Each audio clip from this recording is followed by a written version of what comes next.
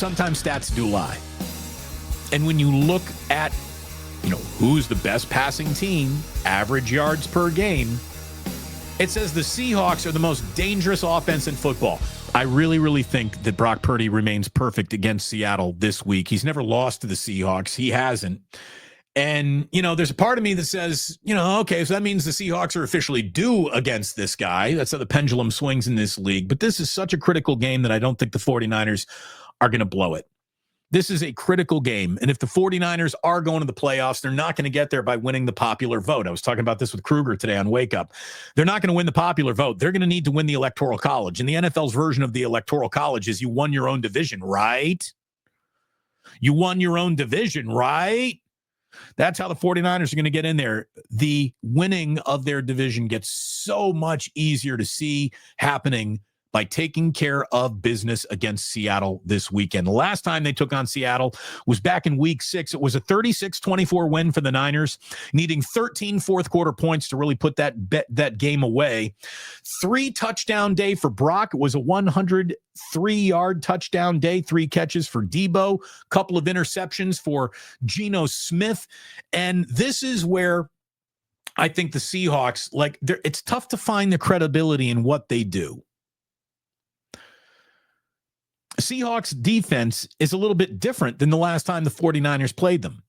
Their linebackers, Terrell Dodson and Jerome Baker, were either traded or waived. That's when the 49ers ran all over them for 228 yards back in week 6.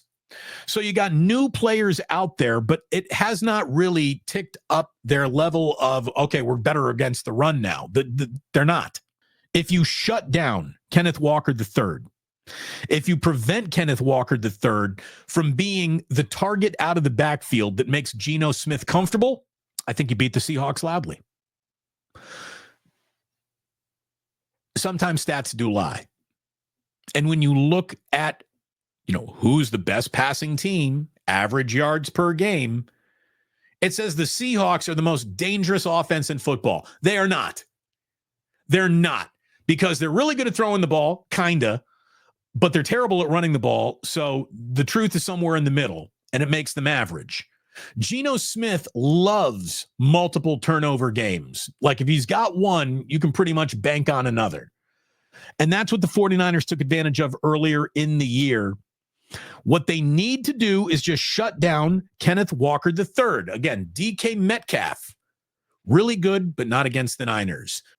Tyler Lockett, he always gives the Niners a tough time. Jackson Smith and Jigba, look out for that guy. But if Kenneth Walker, who is this team's 4th leading receiver, is not involved in this passing game, that means Geno's got to go looking in places he'd rather not look for his completions. You take away the screen game from the Seahawks offense, and you take away the Walker is leaking out of the backfield patterns, and it's going to make everything on the Seahawks so much harder. And I really do think that this is a game where the 49ers could win this by 2 touchdowns. I like them a lot this weekend. And a big reason for that is Christian McCaffrey is back in the picture.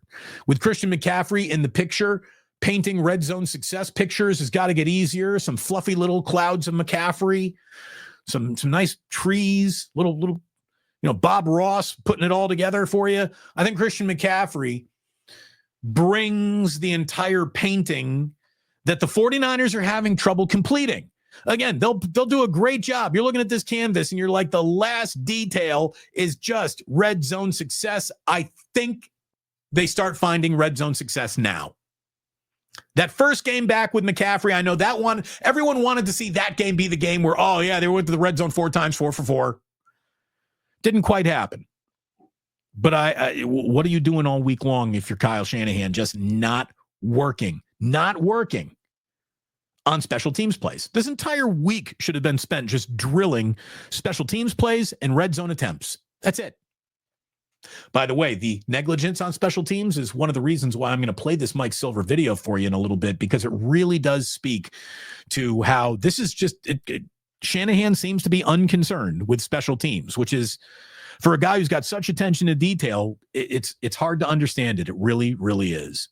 Like, I really do. I believe in Shanahan. I believe in CMC. I believe in Brock. I believe in Kittle. I believe in Debo, and all of those guys I think, are about to be better from here on out than they were in their first 10 weeks of the year. I really believe that.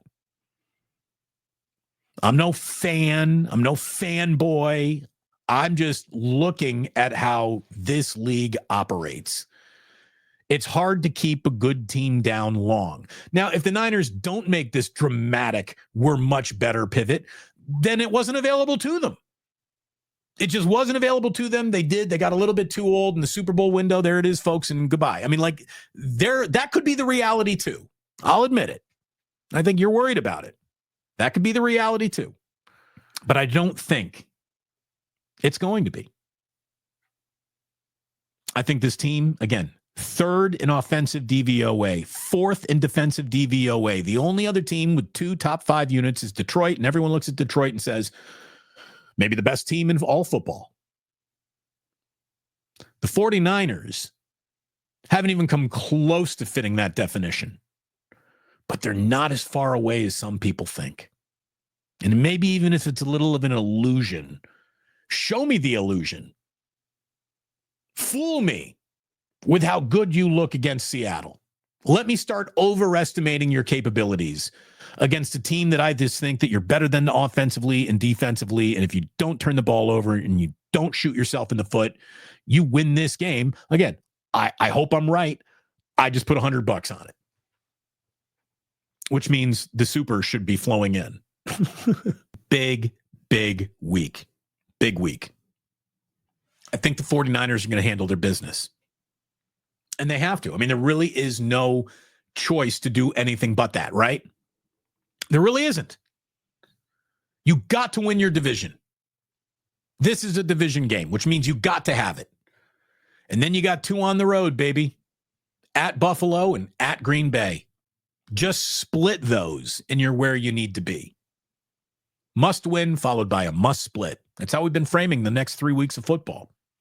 Must win followed by must split. And should the Niners be lucky enough to go 3-0,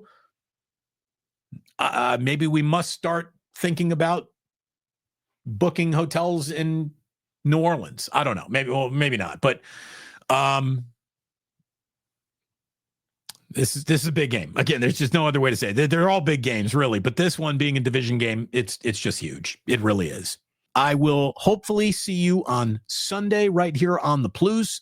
You'll join me for another watch party. Thank you for being a part of this party today. And again, thanks to all of you for being a part of this. It means the world to me that you have found me over on YouTube, and we will keep on rocking this. Thank you so much for tuning in. And please do remember, my good friends, that sports don't build character.